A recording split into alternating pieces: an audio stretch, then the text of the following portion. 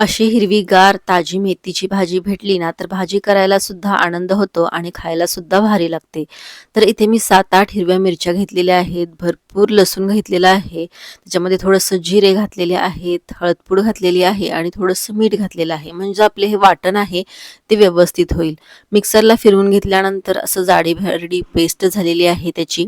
भाजी करण्यापूर्वी मी आधी 10-15 मिनिटे ही मुगाची डाळ स्वच्छ धुवून भिजत घातली होती. आता त्यातलं पाणी सांडून दिलेलं आहे. कढई गरम करायला ठेवली, त्यात तेल घातलं आणि जिऱ्याची फोडणी दिली. त्यानंतर हे जे पेस्ट बनवलं होतं हिरवी मिरची, लसूण वगैरे ते सुद्धा तेलामध्ये व्यवस्थित परतून घेतलं. त्यानंतर थोडीशी हळदपूड घातली आणि ही स्वच्छ धुवून घेतलेली निवडलेली मेथीची भाजी घातली. हळूहळू कढईमध्ये भाजी परतली, कारण कढई एवढी भरली होती की परतताना मेथीची भाजी खाली सांडत होती.